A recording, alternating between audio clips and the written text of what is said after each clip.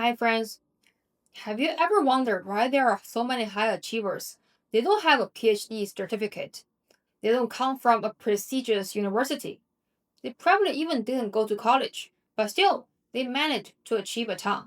My own theory is that school and work can be very different. The skills we got trained from school is usually not the skills that are needed at work. Today, I want to talk about the difference of school and work in the perspective of information. So, centered from information, we'll talk about the three things that are different between work and school. They are how to access information, what information you get, and how to process the information. So, let's get started. How do you get information? It's very different when you're at school and you're at work. At least from my own experience, when I was at school, there's always a very well planned agenda that is given to me.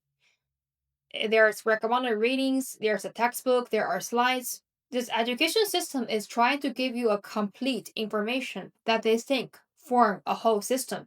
So I got information pushed to me. Whereas at work, it's more like pull. If you don't ask, you don't get information. The thing is that sometimes you don't even know if you have the complete picture or not. So you probably didn't realize that you should ask questions. And then when you ask questions, you probably didn't ask the right question to get you the answer you want.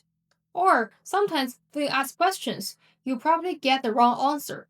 So you need to iterate and get the information you want. And also cross check in case the information is not correct. In short, accessing information at work is like pull, but accessing information at school is more like being pushed.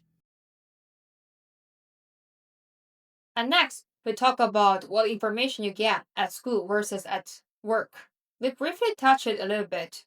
At school, you kind of get a condensed information, so we call it knowledge. You see, what you can see is that it is very systematic. My mental model for this is that it is processed filtered food. But at work, it can be a whole different world.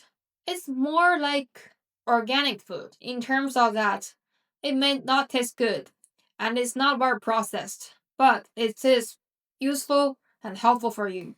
And both of it are, in terms of information and knowledge, both format can be very helpful. But we're talking about the difference in that at work, the information you got, it might not be structured. You have to form your own story and add it to your own system. So the TLDR is that at work, you have to do the pre-filtering processing yourself to convert information to useful knowledge and useful actions. Whereas in school, it's condensed information into knowledge. The last point I want to make is about the difference of how to process information at school versus at work.